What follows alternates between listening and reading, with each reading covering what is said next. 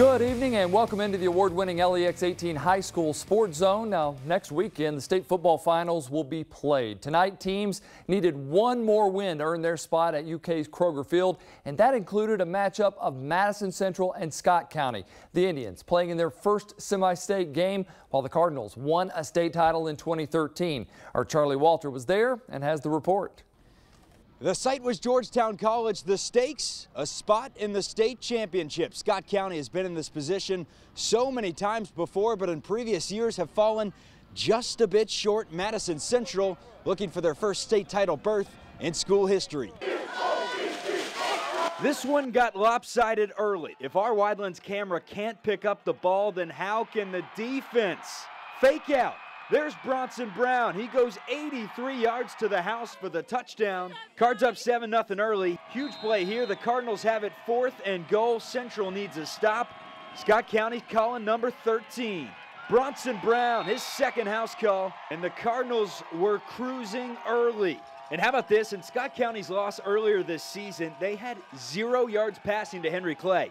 Different story tonight. Cade McKee, 180 yards through the air. Connects with Glenn Covington, 58 yards to the house. And Covington wears number 14 on the hardwood too. Let's flash back. Remember, he hit 5 threes in their Sweet 16 matchup against Corbin. And he helped the football Cardinals get back to the state championship today. Derek Miller's pass. Cue up the music. Say hey, say who, say Willie. Glenn goes Willie Mays. Returns the pick. 75 yards to the house, and Scott County absolutely rolls. 40-6, they take down Madison Central. They are heading to Kroger Field and the state championship. Not only feel great for this team, but for our 2015, 16, 17 seniors that all really knocked on the door to get there. It obviously feels great for them too. For LEX18 Sports, I'm Charlie Walter.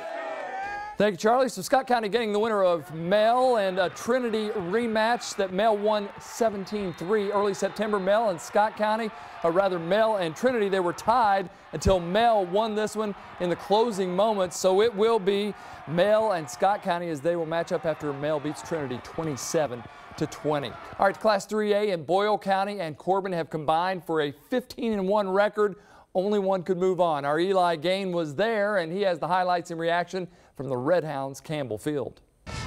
What a matchup we had in the 3A semifinal between Boyle County and Corbin. The top two programs in the state, also a rematch from last year's 3A state championship. Of course, the Rebels defeating the Red Hounds, and they haven't even lost since. They actually haven't lost since 2016, a 25-game winning streak. No score until the second quarter. Grant Gibson punching it in for Corbin. That puts them on top 7-0. Rebels looking to answer. Here's Reed Lancer going over the middle, but it's going to be picked off by Cole Shelton inside the 10-yard line. Corbin takes over. They would lead 7-0 at halftime. To the third, Corbin is going to find pay dirt again. Quarterback Chase Eastep takes it himself from 7 yards out, and it makes it 14-0 in favor of the Red Hounds. The Rebels, this offense still looking to get on the board, but they're going to turn it over again. Another takeaway for the Red Hounds, this time a fumble. Can you believe that? Lancer later fumbles at his own 1-yard line. The Red Hounds had 4 takeaways against a very dangerous Boyle County offense tonight. Corbin takes down Boyle County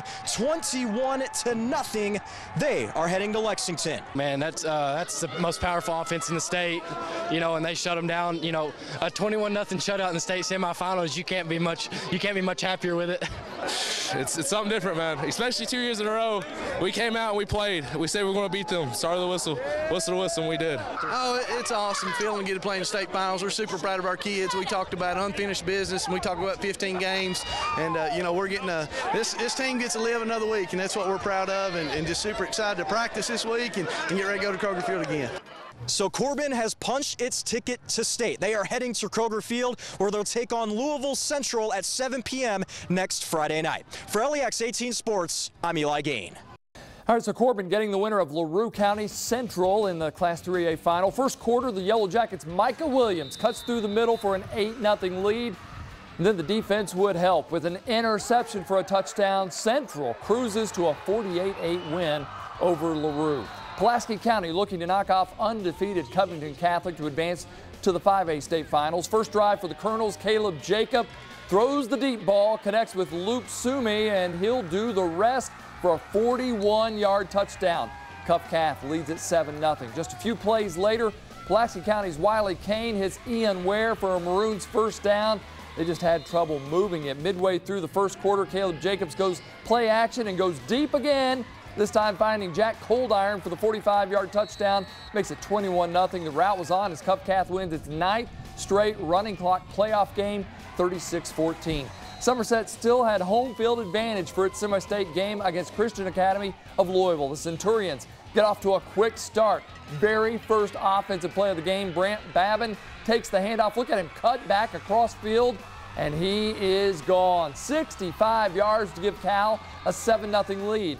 Somerset did not back down. Cade Grundy picks off Anthony Sabatino and gives the Jumpers some life. In fact, they had 2 field goals, one of them off this drive, to cut the lead to 7-6.